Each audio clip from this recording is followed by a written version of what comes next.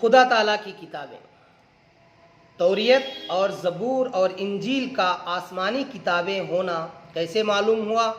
ان تینوں کتابوں کا آسمانی کتابیں ہونا قرآن مجید سے ثابت ہوتا ہے۔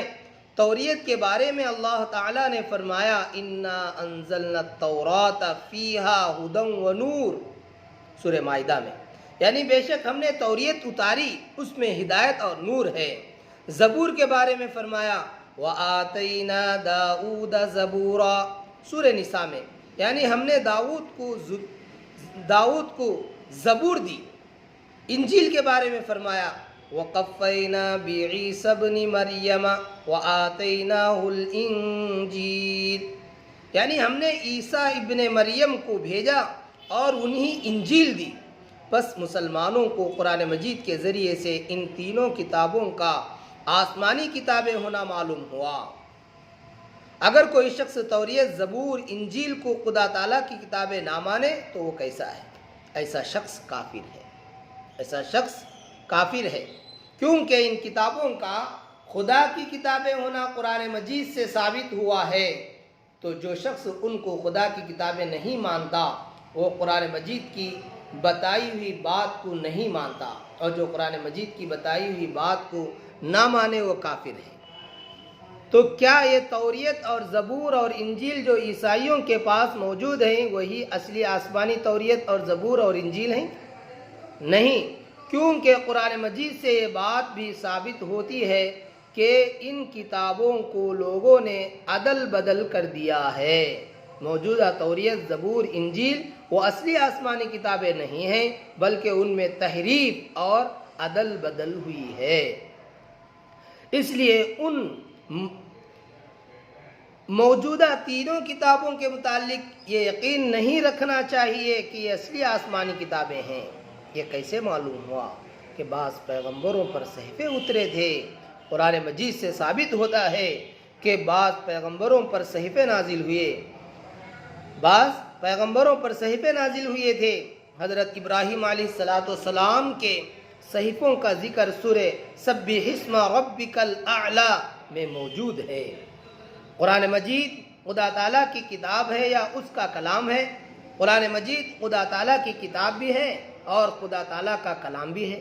قرآن مجید میں اس کو کتاب اللہ بھی فرمایا گیا ہے اور کلام اللہ بھی۔ توریت، زبور، انجیل اور قرآن مجید میں افضل کون سی کتاب ہے؟ قرآن مجید سب سے افضل ہے۔ قرآن مجید کو پہلی کتابوں پر کیا فضیلت ہے؟ بہت سی فضیلتیں ہیں، جن میں سے چند فضیلتیں ہیں۔ اول یہ کہ قرآن مجید کا ایک ایک حرف اور ایک ایک لفظ محفوظ ہے، اس میں ایک نقطے کی بھی کمی پیشی نہیں ہوئی اور نہ قیامت تک ہو سکے گی، اور پہلی کتابوں میں لوگوں نے تحریف کر ڈالی۔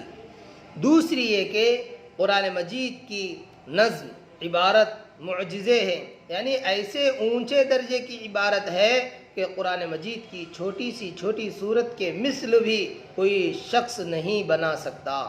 تیسری یہ کہ قرآن مجید آخری شریعت کے احکام لایا ہے، اس لیے اس کے بہت سے احکام نے پہلی کتابوں کے حکموں کو منسوخ کر دیا۔ چوتھی یہ ہے کہ پہلی کتاب میں ایک دفعہ ہی اکٹھی نازل ہوئی اور قرآن مجید 23 برس تک ضرورتوں کے لحاظ سے تھوڑا تھوڑا نازل ہوتا رہا۔ آہستہ آہستہ اور ضرورتوں کے وقت اترنے کی وجہ سے لوگوں کے دلوں میں اترتا گیا اور سینکڑوں ہزاروں آدمی اس کے احکام کو قبول کرتے اور مسلمان ہوتے گئے۔ پانچویں یہ کہ قرآن مجید ہزاروں لاکھوں مسلمانوں کے سینوں میں محفوظ ہے، اور یہ سینہ بسینہ حفاظت رسول کریم صلی اللہ علیہ وسلم کے مبارک زمانے سے آج تک برابر چلی آتی ہے اور انشاءاللہ تعالی قیامت تک جاری رہے گی۔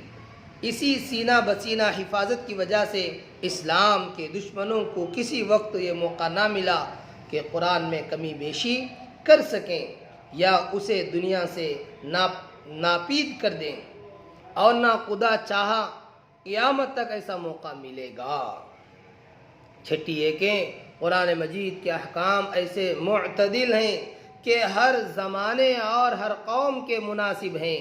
دنیا میں کوئی ایسی قوم نہیں کہ وہ قرآن مجید کے احکام پر عمل کرنے سے عاجز ہو، چونکہ قرآن مجید کے احکام ہر زمانے اور ہر قوم کے مناسب ہیں۔